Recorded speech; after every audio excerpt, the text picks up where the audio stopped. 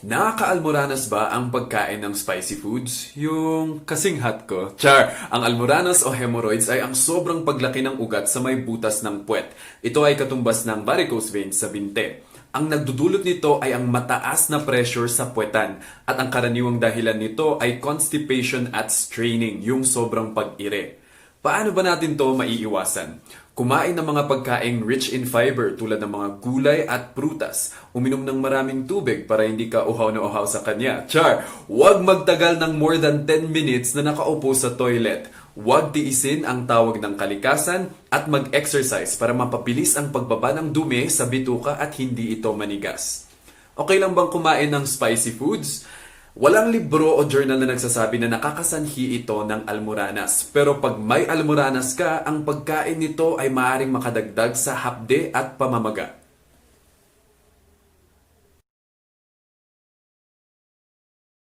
Anong gagawin pag hirap makatulog sa gabi? Panoorin mo ako. Char, kahit gaano kakapuyat, huwag matulog sa umaga at hapon para umangat ang kalidad ng pagtulog mo sa gabi.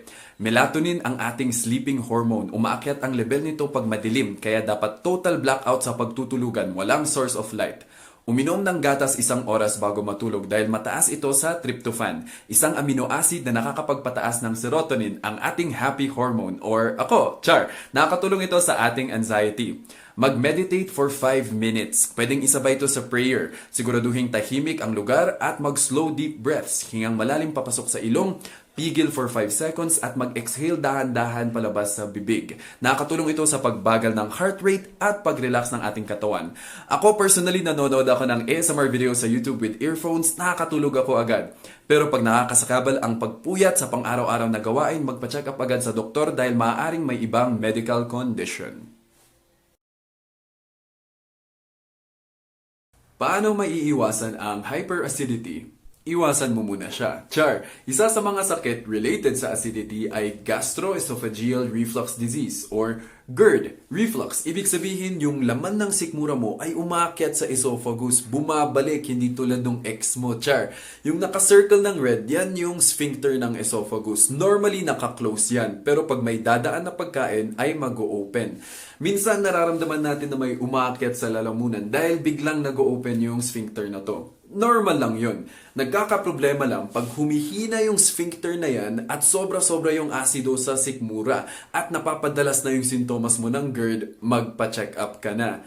Paano ba natin to maiiwasan? Kailangan natin iwasan ang mga pagkain na nagpapahina ng sphincter na to, iwasan ang mga pagkain na nagpapasobra ng asido sa sikmura natin, at pagkatapos kumain ay huwag humiga dahil magbabackflow talaga yung laman ng sikmura sa esophagus. Bakit may namamatay sa bangungot dahil natutulog kang walang katabing jowa? Char, ang bangungot ay sudden unexplained nocturnal death syndrome sa medical terms. Nocturnal, ibig sabihin nangyayari sa gabi. Sa Pilipinas, ang madalas na explanation nito ay dahil sa pancreatitis, dulot ng labis na pag-inom ng alak. Ang alak ay hindi lamang toxic sa liver kundi pati rin sa pancreas na nagdudulot ng pagkasira nito. Pero may bagong pag-aaral na nagsasabi na pag meron ka nitong tatlo ay pwedeng mabangungot ka. Una, may problema sa struktura ng puso mo. Masyadong mabigat, masyadong malaki, dahil sobra-sobra yung pagmamahal na binibigay mo eh. Char. Number 2, may social or environmental stressor. Sobrang pagod at emosyon, mababang potassium, night terrors at iba pa.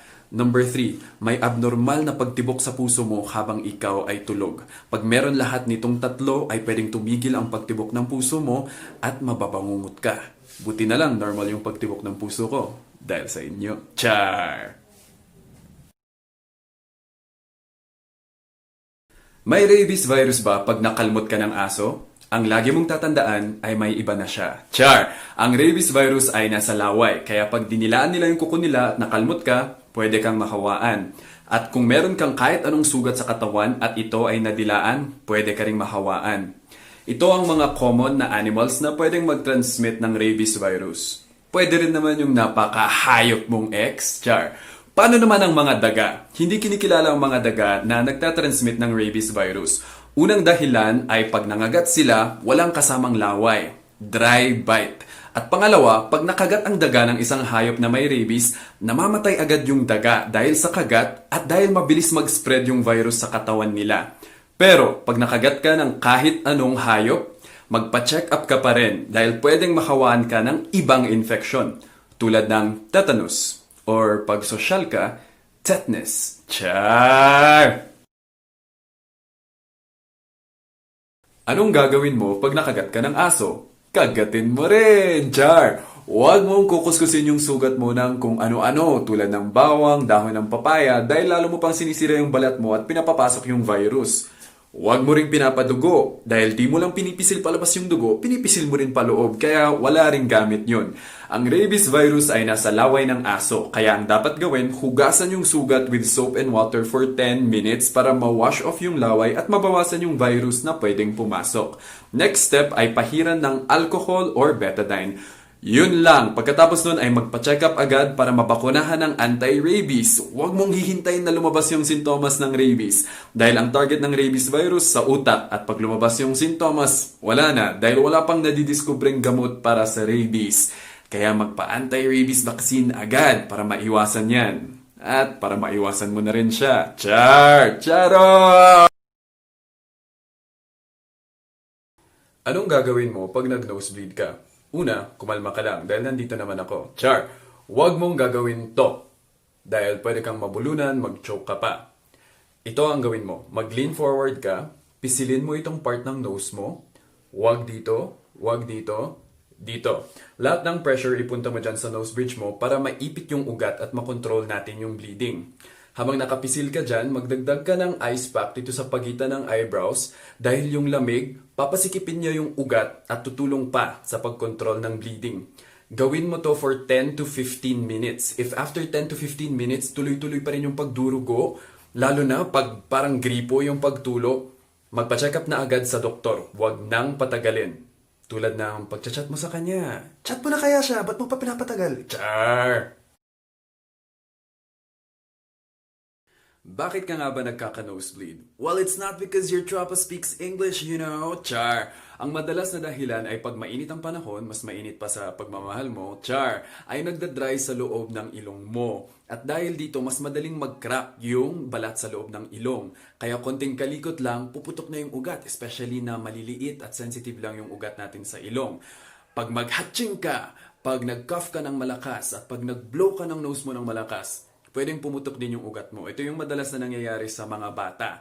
At pwede rin to sa matatanda, pero pag matanda ka, pwede rin nating i-consider na baka mataas yung blood pressure mo, especially na may history ka ng high blood. Baka nasa 200/100 na pala yung BP mo. Kaya dapat magpa-check up na agad. At kung pabalik-balik naman yung pagdurugo ng ilong mo kahit di naman mainit, magpa-check up ka rin dahil pwedeng may ibang rason. Pag naghilamos ka pagkatapos mong mag-cellphone ng matagal, mabubulag ka ba? Ang nakakabulag, yung mga paasa. Char! Okay lang maghilamos, walang mangyayari, magiging fresh ka pa. Pero pag nakababa tayo ng matagal sa cellphone, nakakalimutan nating ipikit yung mata natin, mag-blink. Normally, nakaka 10 to 20 blinks tayo per minute, pero dahil sa concentrated tayo, nagiging less than 10. Kaya nababawasan yung paglinis ng dumi, nababawasan yung pag-moisten, pagbasa ng mata. Kaya every 20 minutes, dapat tumitingin tayo sa malayo at for 20 seconds, nagsuslow blinking para mawala yung dryness and irritation. Pwede rin na dahil sa init na galing sa cellphone ay nagdadry yung mata. Paano yung radiation? Nagkaka-cancer ba dahil sa cellphone? Sa ngayon, wala pang evidence na nagpapatunay doon. Tulad ng walang ebidensya na pwedeng maging kayo. Char! Kumpara sa radiation ng X-ray, ang X-ray high frequency. Sa cellphone, low frequency, mahina lang. Parang yung tama mo sa kanya. Char! Nakakamatay ba ang electric fan? Mas nakakamatay ang umasa sa wala. Char! Ang electric fan ay pwedeng magkalat ng dust pollens, yung mga ali-alikabok. At pag ikaw ay diagnosed asthmatic, may hika, nakatutok ka sa electric fan, nalanghap mo yung dust pollen, pwedeng mag-trigger to ng asthma attack. Pwede ring mag-cause ng allergic reaction sa ilong ang dust pollens, kaya kasisipunin ito yung allergic rhinitis. At pag natutulog ka, nakatutok dito sa likod ng leeg mo, dahil sa lamig at tagal ng exposure, pwedeng manikip yung ugat, manigas yung muscle, at magigising kang may stiffness. Pwede rin magka-dry skin sa tagal ng pagtutok sa electric fan. Yun lang ang pwedeng effect ng electric fan sa atin. Wala nang effect ang electric fan sa'yo pag nireregla ka, pag pawis yung likod mo, at pag kumain ka ng mangga, wala nang ibang effect ang electric fan. Tulad ng wala kang effect sa crush mo. Char! Magkaka-tonsillitis ka ba dahil kumakain ka ng matamis? Ang tonsils natin ay dalawang maliit na bola sa magkabilaang gilid ng lalamunan natin. Tumutulong sila sa pagsalo at paglaban ng mga mikrobyo para hindi tayo magkasakit. Mikrobyo sinasalo, ikaw hindi? Char! May mga virus o bakterya na hindi niya kayang labanan at pag nangyari to, mag-i-infect siya, mamamaga at ito ang tonsillitis. Makakaranas ka ng sore throat, hirap kang lumunok, masakit pag lumunok at lalagnatin ka. Pwede kang mag-gargle ng salt and water para lamang bawasan ang pamamaga. Pag hindi ka nag-i-improve in 3 days, magpa-check up agad sa doktor. Meron tayong tinatawag na kissing tonsils. O diba tonsils may kahalikan, ikaw wala? Char! Sa sobrang pamamaga, magkadikit na sila at hirap kang huminga. Magpa-check up agad, wag nang patagalin. Paano ba ito may iwasan? Ngayon, may connect ba ang pagkain ng matamis? Nagkaka-tonsillitis ka pa rin dahil sa infection, di dahil sa chocolate. Pero kasi pag mataas ang levels of sugar natin sa katawan, pwedeng bumaba ang resistensya natin. Ang recommended na daily intake ng sugar ay 6 teaspoons para sa babae at 9 teaspoons para sa lalaki. Pag tumakbo ka at tumalon-talon pagkatapos kumain, magkaka-appendix ka ba?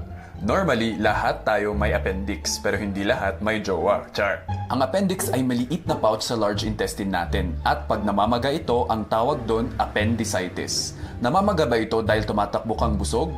Hindi. Namamaga ito dahil may bara. Madalas na bumabara dito ay namuong tae. Lalaki at lalaki yung appendix mo, di tulad ng pag-asa mo sa kanya, palit na lang ng palit. Char! Ang mga sintomas ay masakit na tiyan bandang kanan sa baba na lumalala pag umubo ka at pag naglakad ka. Naduduwal, nagsusuka, nilalagnat at walang ganang kumain. Huwag nang patagalin at magpa-check up agad sa hospital dahil pwedeng pumutok ang appendix mo. May iwasan ba to? Pause mo na lang dito.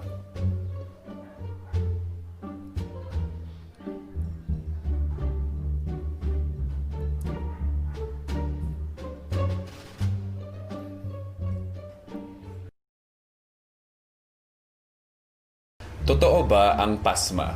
Honestly, hindi ko alam kung totoo yan. Oh, at least honest ako di tulad nung ex mo. Char. Pero ang alam kong totoo ay hindi ka nag-varicose veins dahil napasma yung legs mo. Nag-varicose veins ka dahil nagtrabaho ka ng 1 taon nang nakatayo buong araw at hindi gumagalaw ang legs mo. Kaya naman bumagal ang pag-flow ng dugo sa ugat ng legs mo paakyat, naipon yung dugo, umakyat yung pressure, nasira yung walls ng ugat mo, kaya hirap na yung ugat mong i-push yung dugo paakyat. Kaya ka nagka-varicose veins. Hindi ka nagka-pneumonia dahil napasma ang likod mo, nagka-pneumonia ka dahil may nalanghap kang virus o bacteria na nag-infect ng lungs mo. Hindi ka pasmado dahil naghugas ka pagkatapos mong mamalansya. Pwedeng may problema ka sa thyroid, sugar, or napanganak ka lang talagang pawisin. Yun ang alam kong totoo. At yung pagmamahal nyo sa akin. Char! Pwede ka ba maligo sa gabi, pagpuyat ka at pagpawis na pawis ka? Pwede. Ang hindi pwede, maging kayo. Char, hindi mahalaga kung kailan ka maliligo. Ang mahalaga ay kung gaano kainit, kalamig, at kung gaano kakatagal nakababad sa tubig. Pag nakababad ka ng 1 oras sa tubig na sobrang lamig, mas malamig pa sa crush mo, char, mas malamig pa sa freezer mo, maaring bumaba ang blood pressure mo, bumagal ang pagtibok ng puso mo, at mawalan ka ng malay. May mga athletes after training, nag-ice bath sila, pero for 10 to 15 minutes lamang para maibsan ang muscle pain. Pag sobra-sobra talaga isang bagay sa katawan natin, nakakasama yun. Pag sobrang init, napapaso tayo. Pero pag yung simpleng tabo-tabo lang, shower-shower, hindi ka naman nakababad at katamtaman ang temperatura, maligo ka kung kailan mo gusto, walang mangyayari sa'yo. Tulad ng walang nangyayari sa'yo pag naligo ka sa umaga. Malilinisan lang ang katawan mo, mawawala ang dumi at ang mga alaala nyo ng ex mo. Char! Magkakasakit ka ba pag natulog kang basa ang buhok mo? Hindi. Babasahin mo lang yung pillowcase mo at paggising mo sa umaga, single ka pa rin. Char! Hindi sasakit ang ulo mo dahil natulog kang basa ang buhok mo. Ang problema pag may headache ka ay nasa loob, nasa ugat ng utak mo ang problema. Wala dito sa ibabaw. Kaya pag nabasa yung buhok mo, walang connection. Parang ikaw at yung crush mo. Char! Hindi ka rin sisipunin. Nagkakasipon tayo dahil sa allergy at virus. Hindi naman tumutubo ang virus pag basa ang buhok mo. Pero, pag ang pillowcase mo ay madumi at matagal mo nang hindi pinapalitan at hinigaan mong basa ang buhok mo, pwedeng magka-fungal infection dito sa scalp mo at magka-dandruff ka. Yun lang yun. Yun lang ang affected. Yung ibang parte ng katawan mo, wala silang pakialam. Parang yung crush mo. Char! Magkakapulmonya ka ba pag natuyuan ka ng pawis sa likod mo? Hindi. Babaho ka lang at hindi ka napapansinin ni crush. Char! Ang pulmonya or pneumonia ay isang infection sa baga. Pagka humihinga ka, hindi lang hangin ang nilalanghap mo, kundi mga kasinungalingan ng ex mo. Char! Pati virus at bacteria. May natural na paraan ang katawan natin para labanan ang mga to, pero sa kamalasan, pag na-expose ka sa isang taong inuubo, infected siya ng matapang na bacteria at ikaw mahina ang resistensya, magkaka-pneumonia ka. Hirap ka ng huminga, maplema ang ubo, may chest pain dahil wala na siya sa buhay mo. Char! Magkaka-fever ka, 37.8 degrees Celsius and above, at manghihina ang katawan mo. Pagka lumalala ang sintomas mo, hindi ka nag-i-improve, huwag kang mag-self-medicate, magpa-check up ka agad sa doktor in 3 days. At ito ang mga paraan para maiwasan ang pulmonya.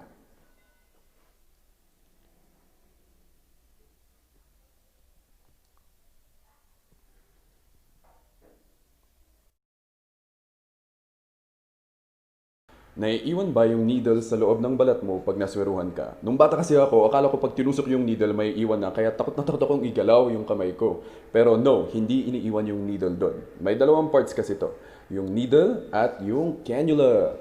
Ayan, naitutusok natin to both sa pasyente. Ayan, tusok, masakit, pero pain is temporary. At pag may nag-flow na blood, tatanggalin na namin yung needle, ganyan. Yan, mawawala na yan. Tulad nung ex mo. Char! At may iwan yung lessons. Char! Yung cannula. May iwan yung cannula dyan sa loob ng balat mo para dumaan yung fluids. So you can move it, but not too much kasi baka ma-dislodge. Pero you don't have to worry about pain. Hindi na masakit yan sa loob kasi plastic cannula na lang yung natira. Wala na si needle.